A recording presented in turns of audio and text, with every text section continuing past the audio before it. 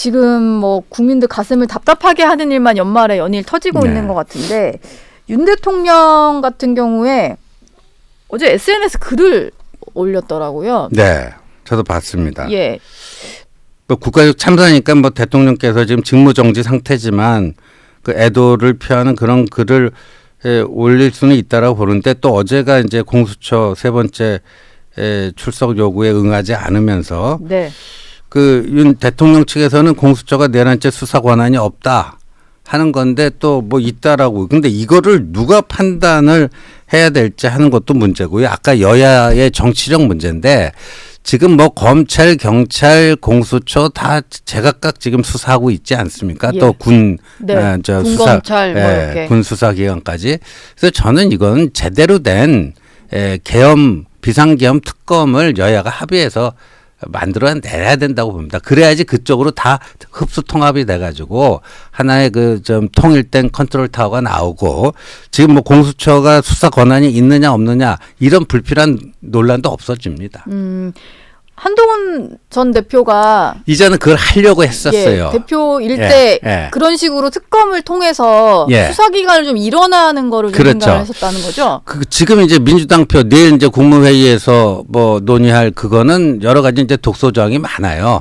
그건 그냥 야당이 원하는 특검을 안 치겠다는 거니까요. 예, 그러니까 좀 뭔가 대법원장이라든가 제3자 제대로 된 제3자 특검 그다음에 수사 대상도 좀 불필요하게 하지 말고 이번 비상계엄과 관련된 걸로 뭐 해서 그런 식의 좀 특검이 빨리 나와야지만 이런 좀 난맥상들이 좀 정리될 수 있지 않을까 싶습니다. 근데 이제 신임 뭐 권영세 비대위원장 뭐 또 권성동 이 체제에서 그걸 할지 안 할지 좀 두고 봐야 되겠네요. 네.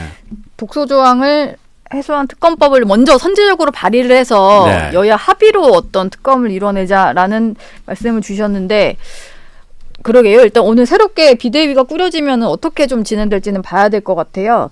윤 대통령이 어제 SNS 글 올린 날이 공교롭게 공수처의 3차 출석일이었다라는 말씀을 주셨는데 뭐 예상한 대로 3차 출석 요구에도 응하지 않았습니다. 근데 지금 보면 내란죄 수사 권한이 없다 공수처에 이런 얘기를 하면서 변호인 선임계도 않는 걸로 알려지거든요.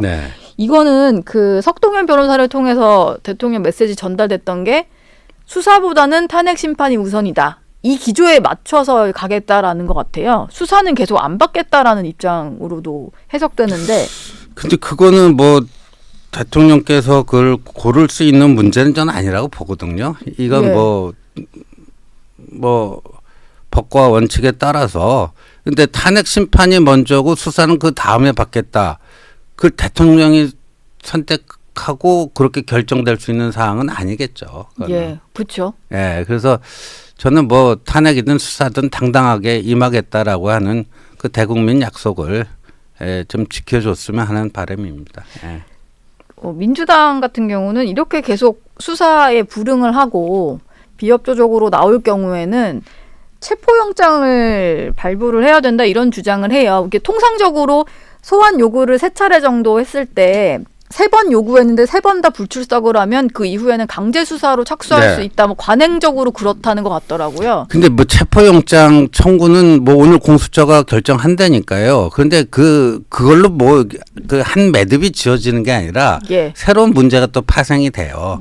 체포영장을 법원에서 그 발행을 해줄 것인지 말 것인지 발행이 됐으면 체포영장을 집행하는 과정에서 경호처하고의 물리적 충돌이 뭐 없이 과연 뭐 이게 될 건지 그리고 체포에 성공했으면 48시간 이내에 구속영장을 또 청구해야 되는데 현직 대통령이고 무슨 도주 우려는 없고 그럼 과연 또 법원에서 그 영장을 내줄지 말지 뭐 등등 뭐 여러 가지 또 문제가 발생하죠.